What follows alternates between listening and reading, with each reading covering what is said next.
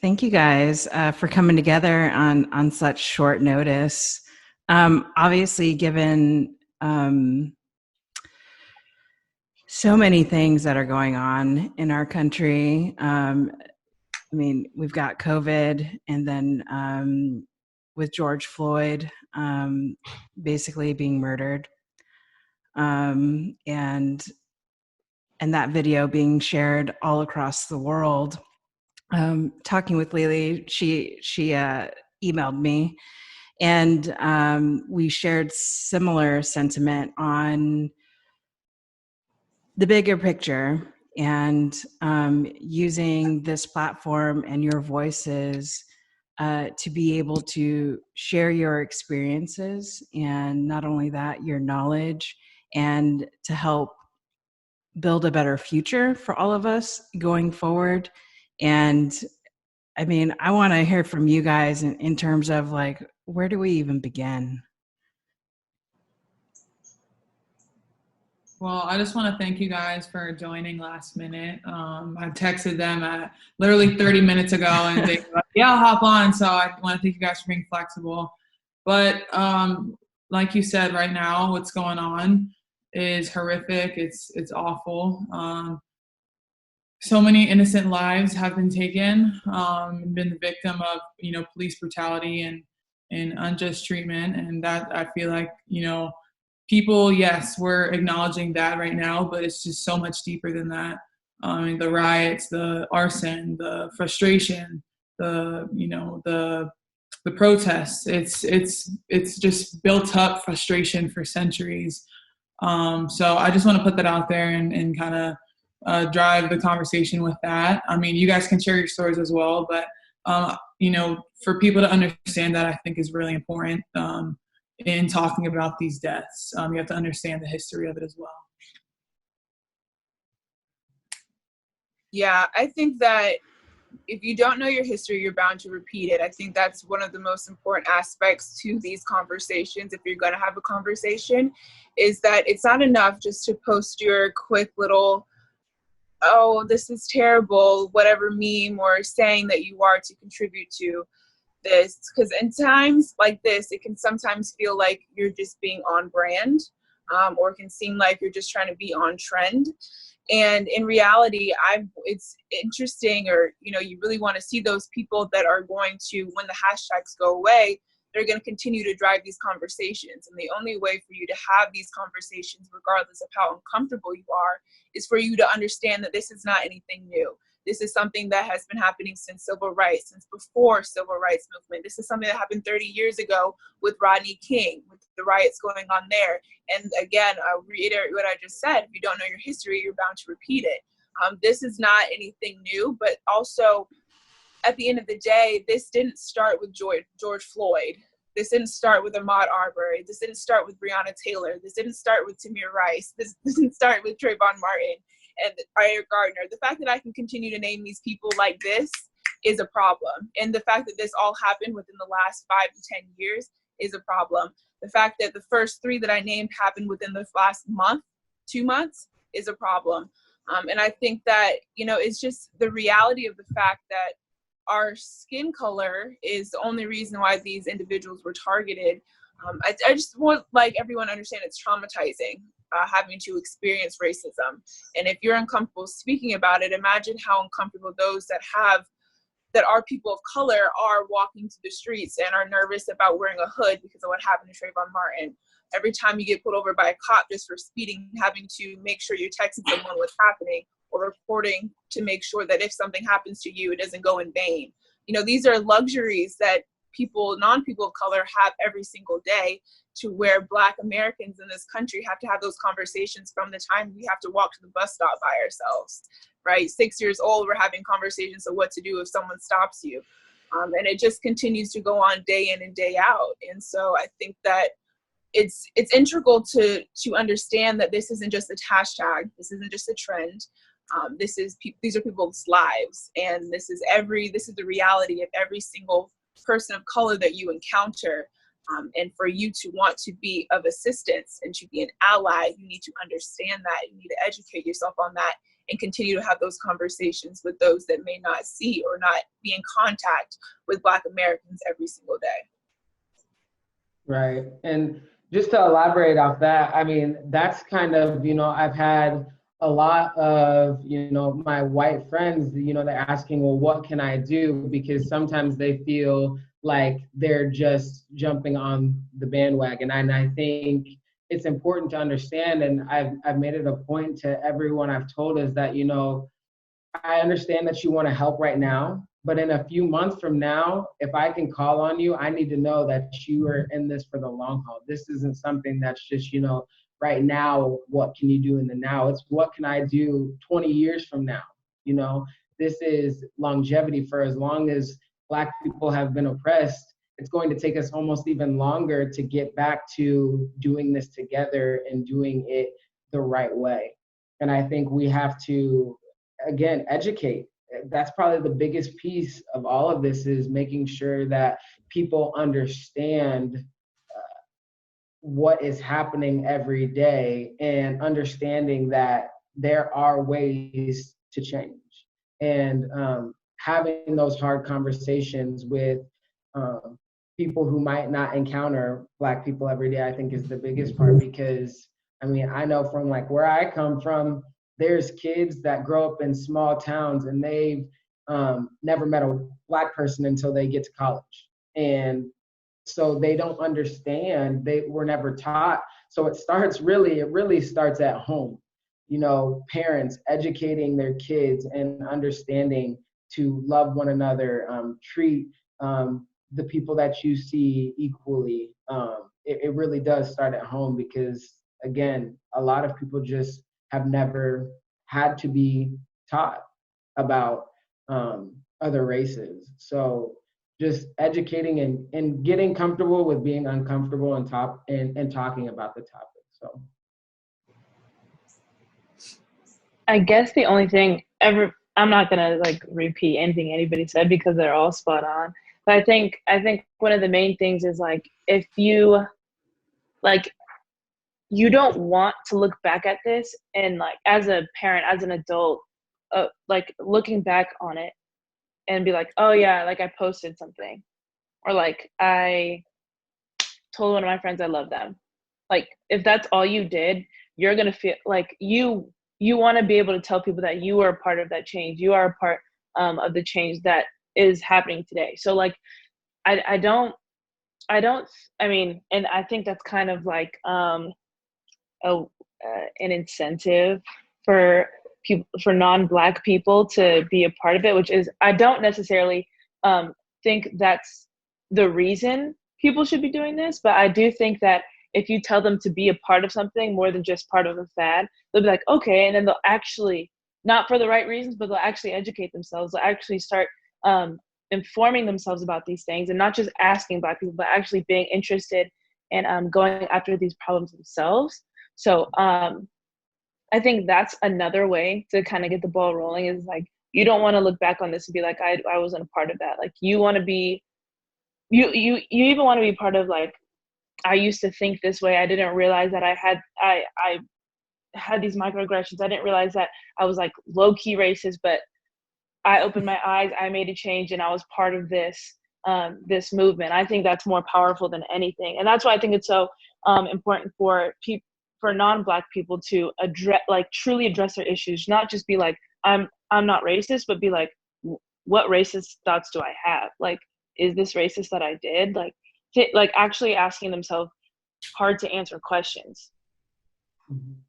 And I completely agree. There's so many people who experience subtle acts of racism, microaggressions. I can speak, from experience. I went to high school in a predominantly white high school, kind of in the country. If you walk outside, you're going to see cows in the field. Like, people, we went to school on President's Day, but we had rodeo day off. So I experienced that being around a lot of people who didn't look like me. And, I get kind of, not necessarily pushed to the side. I feel like as an athlete, we do have a voice and we are looked at a little bit different despite our skin color. But people did yell at me from across the courtyard and told me I was Black. Like, that's something I didn't know. But you're looked at a certain way when people aren't being educated at home how to treat everybody and understanding that, you know, people of different color, we're all the human race. But I think too, you know, not only educating at home, but understanding that it's an issue in our institutions. Like the police were put in place in the earlier years in order to bring slaves back to, and you know, I'm getting really intense with this conversation, but police were put in place in order to bring slaves back to their slave owners. Like, you just look at the system and how everything is doing exactly what it's supposed to. And I just think, like I said, it does start at home, but it is so much bigger. And there's just a lot of things put in place for us to stay oppressed and suppressed. But I think, you know, you guys hit it spot on with, you know, being an ally and understanding how to be an active ally and understanding how to address those thoughts that you might not even knew that you had, might not even knew that you know, felt a certain way. But, you know, I think that this is a start. You know, I think some people might be doing it because it's a fad, posting black squares, but it still is a catalyst for the conversation. I think it's a challenge to everybody to start thinking about the little things that they can do in order to make change. So I think, you know, whether it's a fad or not, I think it challenges people to drive that conversation. And I challenge everybody to do that and to challenge their friends, to challenge their family members in order to feel and empathize a little bit. There's, you know, people are not always going to feel or understand the struggle, but to empathize and try to understand as best as they can and be educated on the topics. How do people become better allies and advocates for the people who are very literal in terms of, like, what can I do to make this world a better place and a more lovable place? I think one thing is understanding the difference between covert and overt racism. I think there's a lot of things that are socioeconomically built into the mindsets of Americans today due to different things that you see on television, how you were raised, but overt racism, right? Because you're not a part of KKK, or you don't use the N-word, or you don't say derogatory terms to Black Americans, doesn't mean that you don't have those subliminal thoughts, which is a part of covert racism, right? These are things you have to unlearn. Think about even after 9/11, right? Where they put the fear of God in us on seeing someone who's Muslim, right? Those are things you have to unlearn. Like, if you go to the airport in 2000, from 10 years ago, right? You had this unconscious nervousness if you saw someone in a hijab. And you think about how silly that is, right? You have to unlearn those things that are built into you. And I think that's the same exact thing that you have to do if you ever had any covert thoughts of racism. If you ever saw an African American and thought to walk the other way, or if you were thinking that I have to do this because someone's Black, or if you decided to make some ignorant stereotype saying, oh, well, I have watermelon, right? Just those type of things that are just completely ignorant. But that's built into this society that you have learned. You have to be consciously and actively unlearning those things that have been built in you in order for you to change your mindset, in order for you to educate yourself, in order for you to uplift and empower those Black friends, Black teammates that you have. But one thing I think is really important to note is silence. I don't know if people think that that's better. I don't know if people think that that is helping. But silence, in my opinion, is extremely deafening, and it's truly it's speaking for you. It is placing you on one side over the other. And to quote Martin Luther King, if you're neutral in times of injustice, you have chosen the side of the oppressor. And in my opinion, it's insane, because I don't know why it's so radical to denounce racism. Shouldn't we all be against racism? You know, it's not a black and white issue. It's an everyone against racism issue.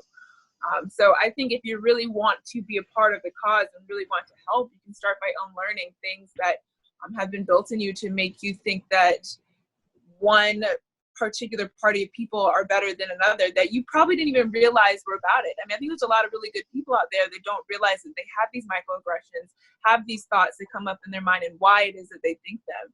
But I would definitely say, again, with education and unlearning, is definitely probably step one. But then, yeah, I think also, if you're watching the riots, or I don't even want to call them riots, if you want to watch any of the protests, there are a lot of protests, peaceful protests, and you see these young white Americans stepping in front of the Black Americans, and they're literally using their privilege because they know that the police officers will be a little more apprehensive of harming them than they will their Black counterparts, to literally stop the violence and to uplift them. That's a very physical way of stopping that, and using your privilege, but also using your voice when you know that it will be amplified a lot more than your Black counterparts. Those are two things that I think would be really helpful if you really want to be an ally. Yeah, and I like just the fact that a white person knows their white privilege to do that AJ just said, step in front of a Black person at a protest or something. But the fact that the cops really can't mess with that. That's the problem. They shouldn't, if that white person wasn't standing there, they would just continue to do what they were doing. But when the white person stands there, they stop, or they kind of go around, or they kind of are not as forceful as they would have been. That has to be on both sides. You have address the fact that the cop stopped probably what they were going to do, and address that it's with yourself that it was because of the woman or the man's white privilege. And in terms of call to action, obviously donating, make sure we're donating to bail bonds, funds, things like that. Definitely look up small businesses, Black businesses, preferably, that have been, hit in some of the looting, which we can probably talk about that later. But making sure you're donating to the right causes, making sure you're having the hard conversations with your friends and family. And if if your family asks you a question as a non-Black person, make sure you do your research first, or ask a Black friend, or reach out. Don't just go based off of something. Be factual with it, because you can't deny the facts. You can't deny the facts. So I think being highly educated, donating, signing petitions, those are some really important things. And sorry, real quick, and ask. If you have Black friends, ask how you can be helpful. I've had some of my white friends ask me, AJ, I don't know how to say this, but can you please help me? Can you please help me understand? It's really that simple. It really is that simple in order to try to progress and move forward. You're not moving forward, you're moving back. As you can see, this country is in the same exact state as it's been since 1960 civil rights, because it has not yet moved forward, because people are uncomfortable asking those questions. So ask. Just wanted to insert that.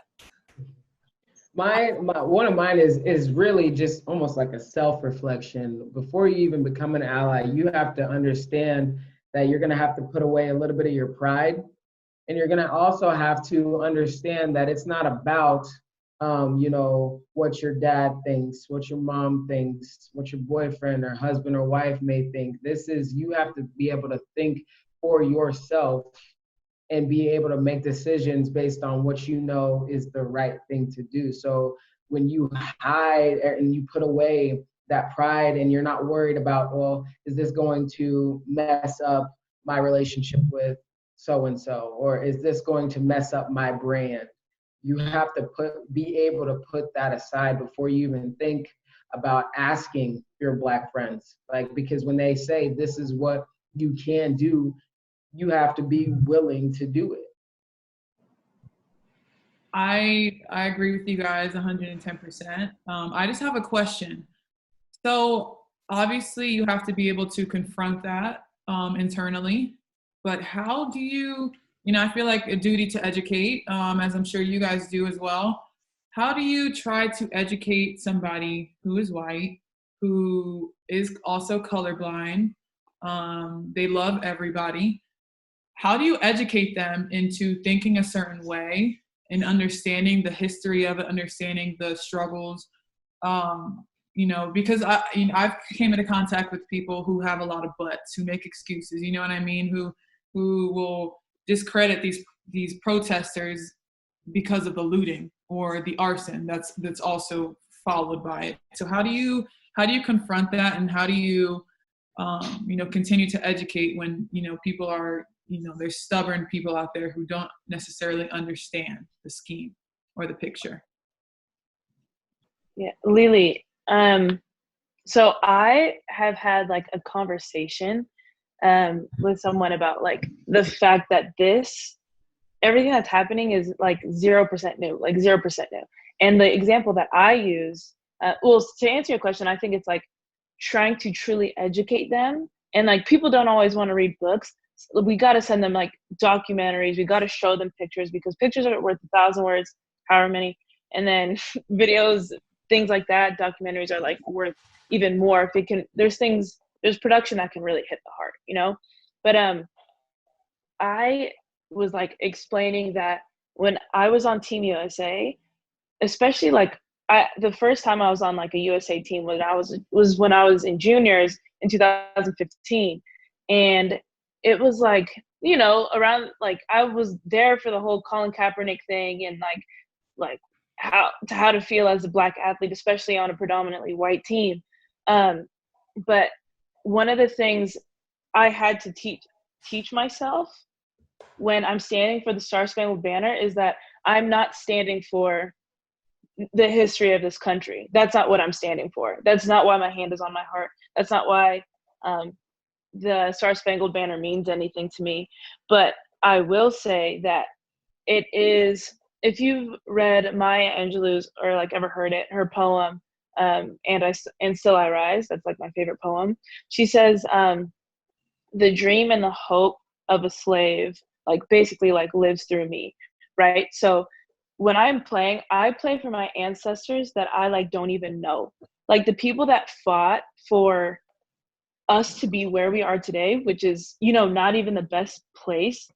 Like they fought for us to be here, and I don't even know their names. I don't know anything about them.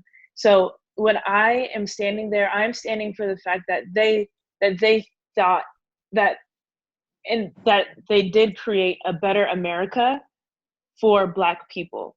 It is not where we wanted to be. It is not probably where they envisioned us to be. But the things that they went through to get me on that field, to be able to be on that field with white people, with other people of color, standing like Star Spangled Banner, like it's a different kind of emotion, because I don't even know the people that I am playing for. And it's like, it's not about addressing like America as a whole. It's about addressing like my history in America, because my history in America is not even in any book, So I think really and I'm sure we all have stories. I've talked to people about like, when we're like younger and the first time we like really deal with something, it like makes us feel weird, like regarding like Black people, or like the teacher said the N-word in class, but it's okay because it's in a book. But we're like we're in like second grade, not knowing what to do, not knowing how to feel. We all have these stories because it's so deeply rooted, and there's so much we don't know, and there's so much that isn't talked about. And I think really shedding light on that emotional piece that we don't even, we were uncomfortable before we even knew the context of the N-word. We knew it was wrong, like that's what we've had to deal with our whole life. Being able to talk to somebody about the emotional effects on us of like, well, my grandma came from like Angel Island or whatever. Like we don't get that, and like that is a luxury that they have that we do not. And they will never truly understand the effects that has had on us from generation to generation. But I just wrote in something that like, as America continues to not address it, that spirit in us will grow stronger and stronger. So I guess just like educating them on history, and then like the emotional toll it has taken on us. As softball players of color, and there are many of us. I mean, we're still the minority, but how can we spread love? How can we educate? How can we advocate for change? How can we make change? And this brings me back to the conversation I had with Kiki on FaceTime earlier. she was actually telling me a message that she got from a younger player who is in the organization that you played for, the Corona Angels. If you mind like sharing what she messaged you? Yeah.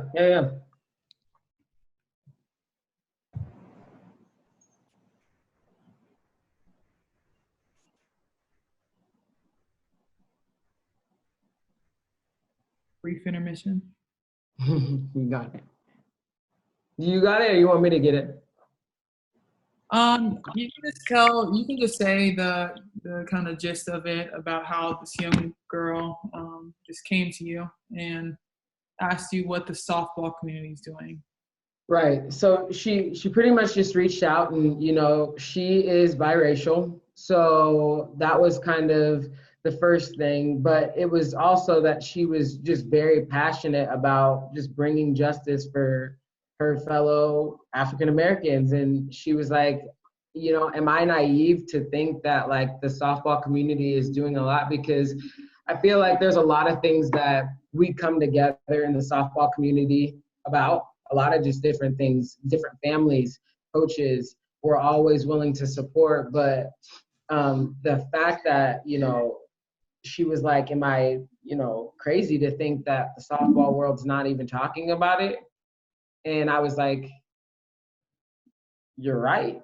Like, I really haven't heard anybody. I mean, the NFCA was the first thing that I saw, and that was yesterday that they had posted something. But I'm like, there's so many ways that the softball community comes together, and it has been kind of quiet.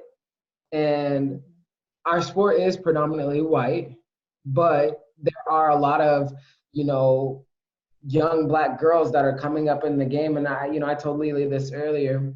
When I started playing, Natasha Wiley, she was all I knew. There was no other, Black people that were doing it and were doing it like her. So then as I'm coming up in the game, the more I started coming up, I didn't really start seeing a ton of Black girls. I mean, I live in the Midwest.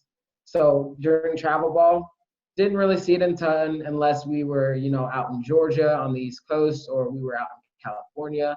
But then in college, I was like, okay, there's, it's starting to get a little bit more. And as I've continued to play, it's just like I look back and I'm like, there is girls that look just like me that are coming up, but they sometimes feel alone, because it's like they're not getting, the same attention that one of their white counterparts are getting. And that is, I mean, very, very blatantly true. I think it's like, even in college, I know that there were so many just minorities in general. It didn't have to even be Black girls that were playing the game, and they were doing it the right way and didn't get the coverage that their white counterparts are getting. And for, I don't know if it is an aesthetic thing. I don't know if it is just, how we want to cover things. But there's always been in my head, there's always been a look. And there's always been a look of, you've got to have A, B, and C to be able to be here. And that's kind of where I've never really understood it. You even look at the top of our game when it comes to coaching. Very few Black female coaches. Now there are, we are present, but again, you look at the top, you look at the and I don't want to sound, this isn't going to be bad, but I don't want to have to coach at an HBCU just to say that I'm a Black head coach. I want to coach at a Power 5. I want to be a head coach at one of these Power 5s. I shouldn't have to just derail and go the HBCU route, because that's the type of crowd that I can impact. For me, I know that I've impacted white, Black, Mexican. It could be anything. I've impacted a ton of, kids during my tenure of being able to play softball. So to say that that's like our stopping point, sometimes that's how it feels, is like, that's my only option. And until we figure out how to understand and listen to, I'm sure there's a lot of, coaches that don't even understand that, like, it's hard for a Black coach to just earn the respect of his or her counterparts. And so until we get to that point, it's going to look a little bit different for the ones that are coming up in the game. Like I said, I mean, this is a little girl that I have no clue. I don't even know her. And she's asking me, am I wrong for thinking that no one is paying attention to this? What did you tell her? Sorry, I'm curious. I hadn't even gotten to reply yet. She literally had just sent me this yesterday, and I'm like, what would you say to her? What would I say to her? I would say no. I would say she's not wrong for thinking that, because I do think that there is so many ways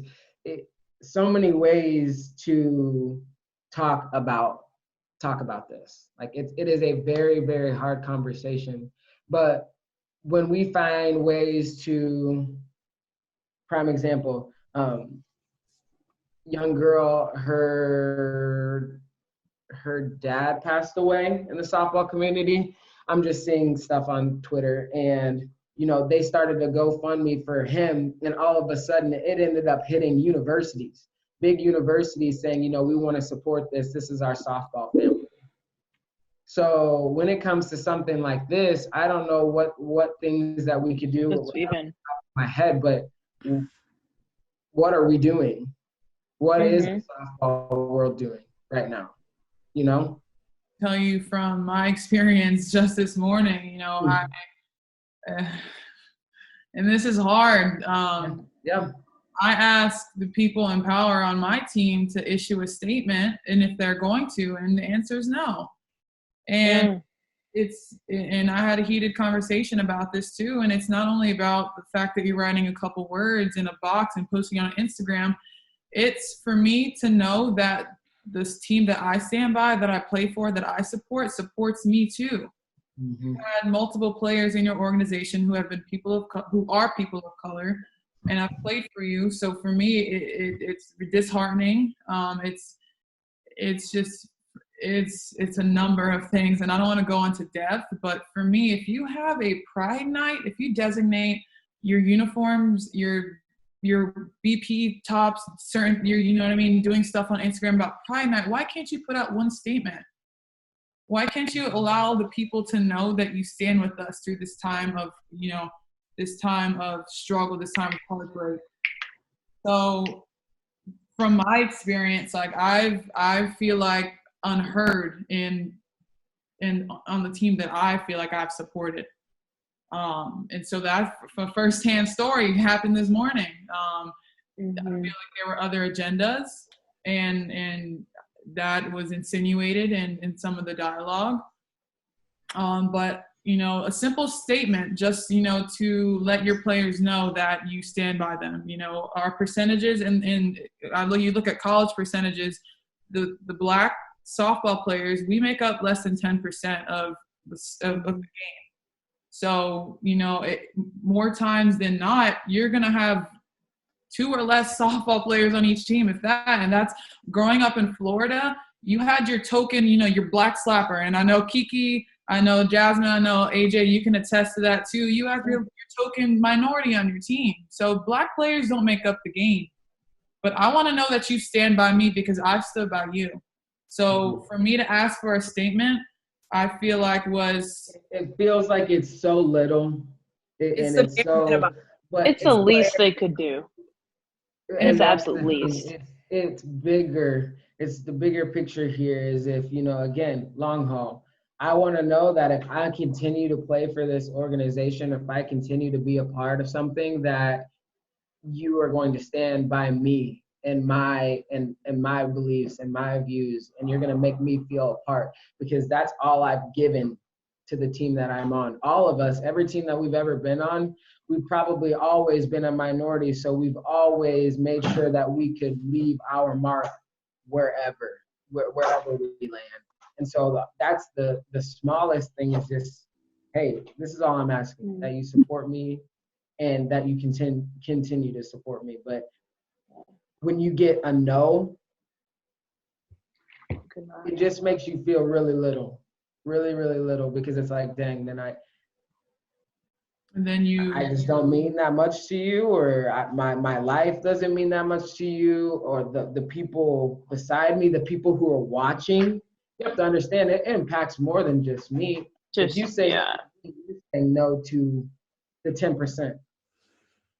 Yeah, Go ahead, Jazz. No, you got it. Well, I was just saying, like, when Kiki said, like, my life doesn't mean that much to me.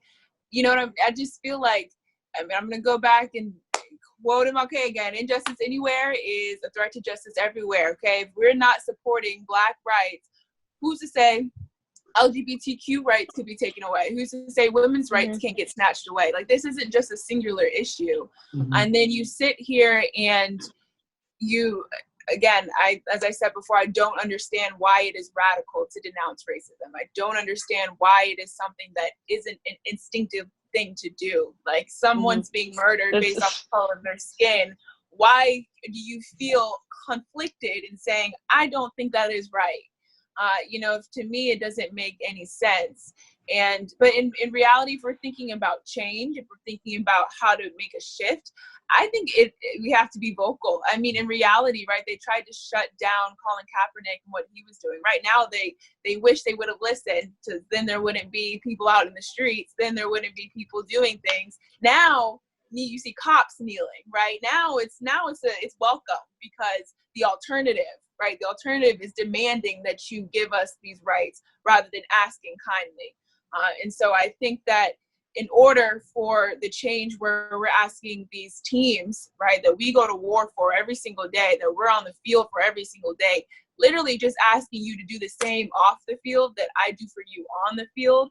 And if that is truly that difficult for you, I think that it's time that we begin to demand and begin to use our voice. I mean, I think pressuring people and making people accountable for what it is, like literally drawing it out that way. Say, I go to war for you every single day, and you're telling me you cannot stand beside me when my life is at risk. Every single day I walk through the house, it is a blessing for me to come back home, and you cannot type up 3 sentences saying that you care about my life.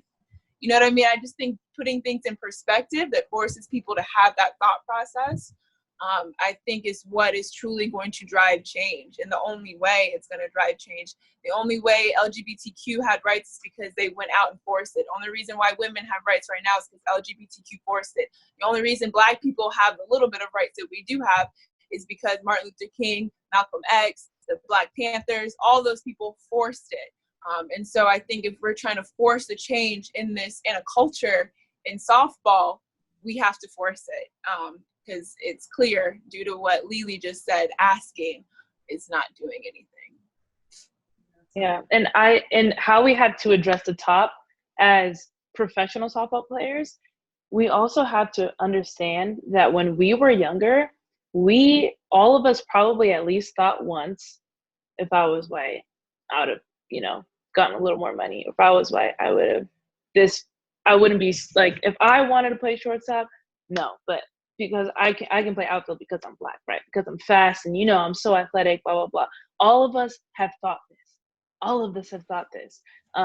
So I think that is one of the biggest things in softball is like addressing these dad coaches, is addressing these like grassroots programs that even in college for me, I came in as a shortstop, was supposed to be shortstop. I played 4 different positions. Like but if I feel as though if I was white, with just on paper, my resume, the credentials that I had, I would be the shortstop for at least my last 3 years. No question, no doubt about it. And I'm sure a lot of Black girls feel that way. A lot of Black women feel that way. And the fact that we do go to war, just as any of our other teammates should, on the field for them, but we have to do that much extra to be on the field. Like, just like women have to work twice as hard to get the same thing that men get, not even that. It's the same thing for us on the field. We have to be polite too, and we have to be funny, and we have to know the music, and we have to be the fastest on the team, the whatever, right? So we do all of this. It's not like we're competitive. but we have to be. Yeah. Yeah, right. But not only do we can't just or like, even if we're first in conditioning, we're first in conditioning because we're Black. You know what I'm saying? Or just because we're naturally fast or naturally gifted. But it's just like a weird thing that we have to be all of these extra things just to get on the field, when and it's not seen, and they can't even say something like, we appreciate you, or Black Lives Matter, or something like that. Have to be exceptional to match up to others' average. Yeah, exactly. It's a crazy fact, and you see them smiling like this is because it's true. So how do we have this system in place, and it's been the same people for decades now, when you think about it, like in the softball world. How do you approach having those kind of conversations, like trying to break down those stereotypes that somehow got weaved into the fabric that is softball? Allowing every person that you come in contact with, learning from them.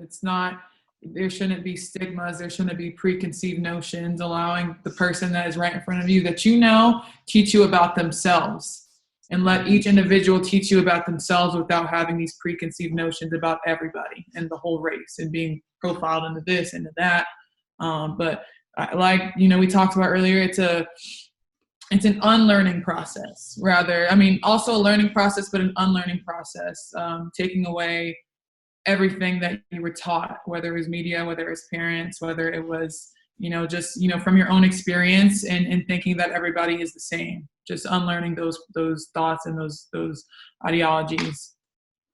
How did it feel when you encountered the moment of friction, in terms of like with coaches kind of sticking you in the outfield, or how did that make you feel?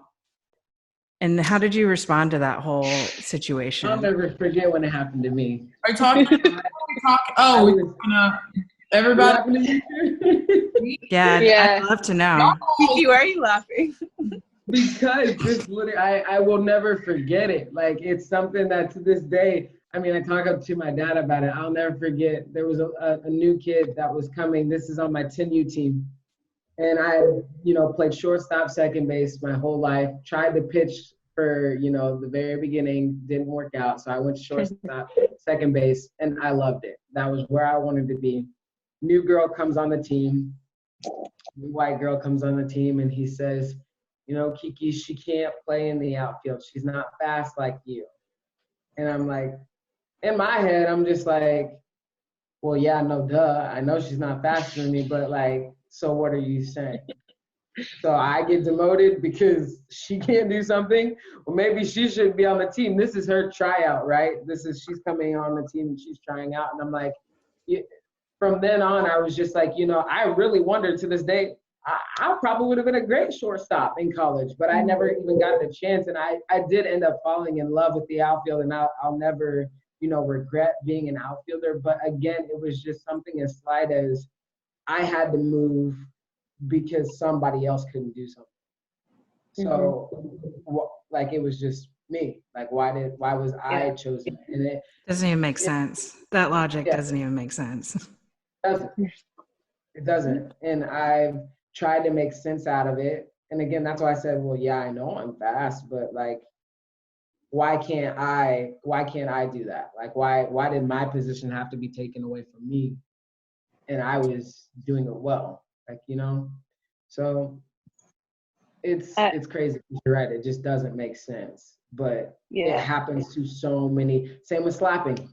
Oh, you're Black, so you must be fast. So let's turn you over to the left side. What side are we all on right now? Yeah, I am on the left side, but again, are all of you natural righties? Yes. Yeah. Experience a little bit different. I started slapping before I started hitting in Little League, and I have different experience in Kiki. My dad was my coach growing up, so I did play shortstop when I wasn't pitching, and outfield whenever I guested on different teams. But you know, when I got to college, I wasn't good enough. I couldn't make the easy plays. I was frustrated. So he put me in different positions in order to, you know, see if I could be on the field in those other positions in the outfield. So my experience was a little bit different. I don't think I was good enough entering college in order to play shortstop. So I was moved to the outfield, and I wouldn't change that either. But yeah, just a little bit different experience. But I felt like you did everything. Like you were pitching, playing third base, like flying into the stands. I had to like learn. I didn't start playing third base until my junior year. So it took me 2 years, you know, taking reps to really understand like how to field the ground ball the right way. Because I mean, I was doing some crazy stuff, fielding and bringing it up to my eyes. But yeah, different experiences. I just wanted to share that you know. Yeah, I think we are expected to learn other positions because we are athletic. While the white girl or looks white girl doesn't have to. That's her position. She gets to do it. And you're really athletic and you're fast, so you can learn another position. But she's, you know, not fast. Girl had a stronger arm than me and was faster than me. So technically, if we're going off of arm strength and speed, Shorty should be in the outfield. I should be in the infield, right? But because I'm Black, she that was her position she moved into. The only reason I was the shortstop in my senior year was because she had made a lot of errors, a lot of throwing errors. Her arm hurt. They said, hey, her arm's hurt. We're going to have you play shortstop this year. It wasn't because I was able to play shortstop. It wasn't because I was like good at being a shortstop. And it was not because I was a shortstop before I got to college. It was because someone else was hurt that I was going to go play that position. Same thing with third base my junior year. And that was also the first time I had ever played that position. And when I had to fill in for another player that would be hurt sometimes of the year at second base, I would be the person there too. Yeah, it's so interesting hearing everyone's story because this isn't isolated to softball. I mean, if you even look at football, you have the Black quarterbacks that are asked to go play DB, right? When it comes to getting into the league because they're fast, they're athletic, when they don't ask any of the white quarterbacks to change their position. You know, this is deep. I think we're kind of starting to realize this is more than just softball. This is definitely in a lot of other sports. This is systematic. These are ideals that have been taught for a really long time. My story with the outfield, honestly, I played shortstop, and then a lot of balls were just dropping in the outfield, and I got pissed off with it. I was like, look, just put me out there. I can make these catches. And that's kind of what happened, and that's how I got stuck in the outfield. But then I, ended up loving it, loved making diving catches. And so that the rest was history when it comes to me being in the outfield. It kind of the same thing happened. I hit right-handed when I was younger. But then I thought slapping was interesting, and I thought hitting on the left side was interesting. So everything that happened in my life was through me. I kind of pushed everything. But I think when you talk about the positionings and how Black Americans are viewed, it's always, we're assumed to be something. Every Black athlete's assumed to be fast, right? Or every Black athlete's assumed to be extremely athletic. And if you just look at how small, we talk about microaggressions, right? That right there, you assuming I'm fast because I'm Black, that is something that maybe you're a good person, but why did you immediately think that, right? That's something that's been built in for a really long time. That's one thing that you have to unlearn. So I think that what we're talking about right now is a really good example. I have to jump off. Thank you so much for having me on, guys. I have to get on another call, but really appreciate this conversation. Thanks, AJ. Bye, Jay. Bye. Something that stood out to me in that is like the one thing is like adjustments have always had to be made. Like, if there's one thing that I've like learned in my life is I've had to just adjust and continue to adjust. So prime example, a thought in my head was that this, whole coronavirus has changed a ton, everyday lives, what we do. And then I'm thinking to myself, well, this is like almost nothing new to me, because I've always just been able to adjust. So if this is what you're asking, whether it be going to the store with the mask, or, you can't go here, or you can't go there. Okay, adjust. And life continues to go on. And I think it's something that a lot of Black people experience, just having to be able to keep on keeping on. But right now, in this instance, the bigger picture here is we are fed up with adjusting. We are fed up with buying into what people think is the right way. And that's why you're seeing, it feels really chaotic right now, but in all reality, it doesn't seem chaotic to me, because it just seems like, well, this is the only other way for it to make sense to people, and for people to listen, and for people to just pay attention a little bit more. So the adjustments are stopping, and now we're going to see more people being a little bit more proactive, and hopefully a little bit longer. Like, we're going to be able to, have this for the long haul, and people can actively move in a positive direction, instead of just, expect people to adjust to a lifestyle, or expect people to adjust to how things should be done.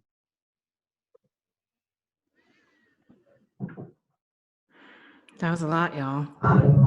Yeah, that was deep. Can I share? You hit that, Kiki. You hit that, girl. Yeah. Can I share something that I read this morning? It was like completely random. I just started this new book.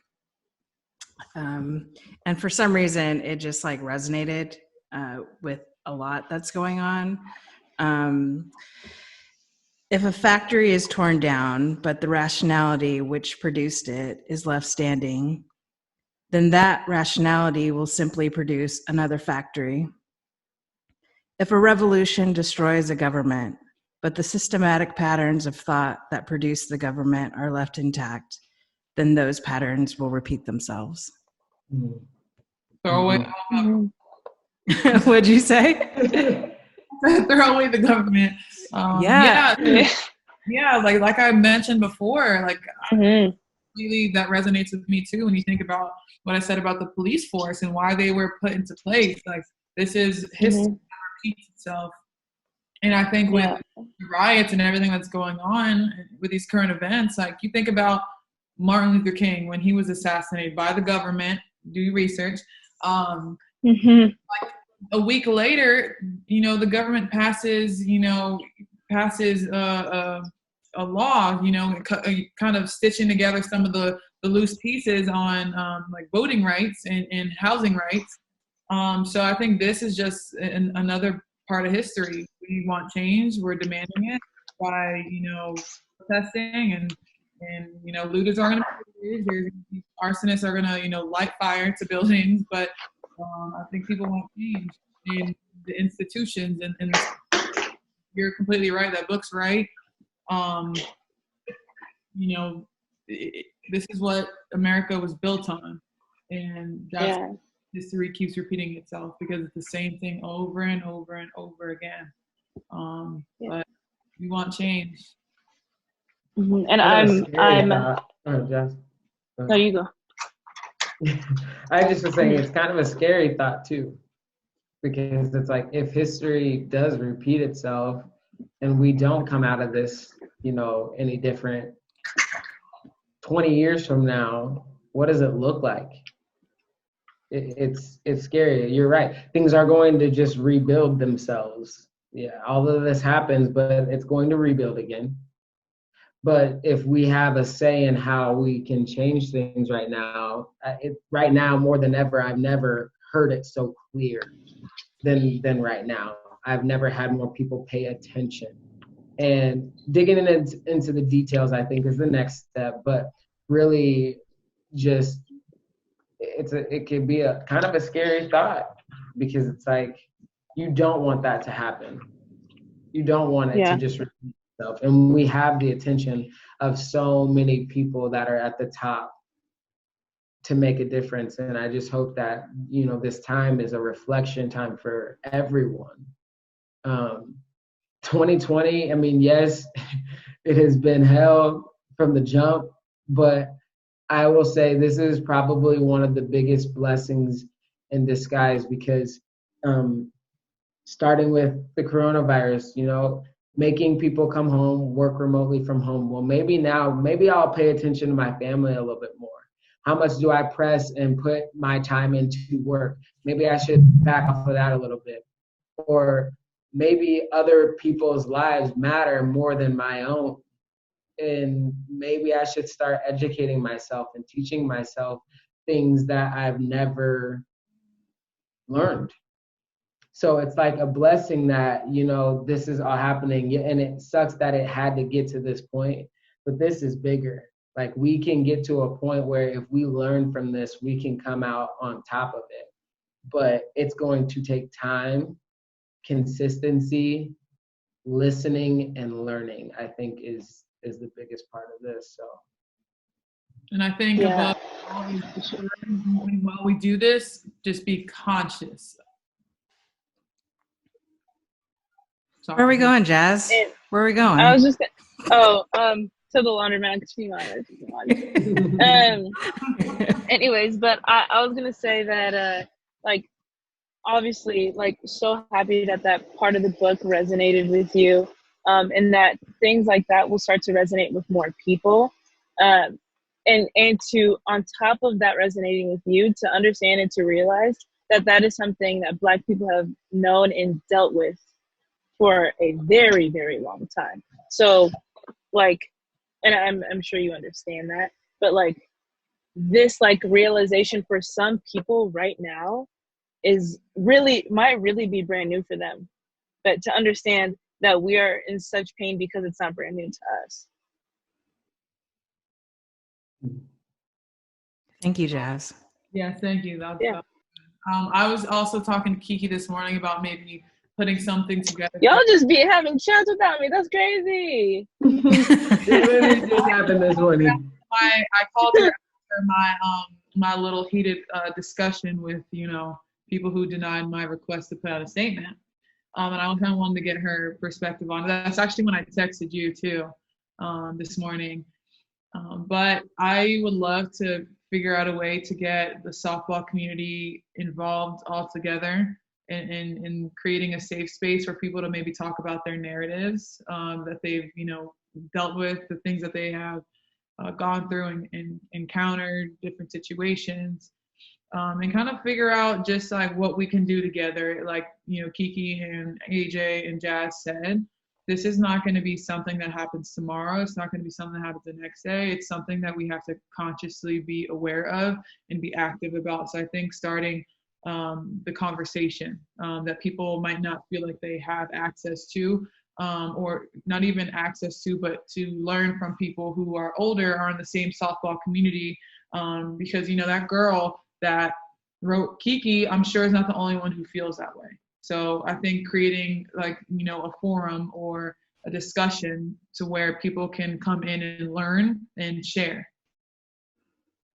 You know, we should have, that's a really good idea. We should have like a huge Zoom, basically, that, in like, obviously we'd probably be the ones leading it, us, like AJ, Kelsey, whoever's on it. But like in open Zoom for people to just come in, ask questions with like no fear, and be able to ask these questions in front of other people, and people that they, you know, look up to as well. I think that's super important. If we could get that going, if we can make that a thing. Yeah, I'll start. So I'll look up some stuff tonight. What do you think, Chez? You guys connected with Tosh? Yes. I haven't. Tosh who? Natasha Watley. Natasha Watley. Oh, sorry. I got it. Yeah, the shorty. I think I know her.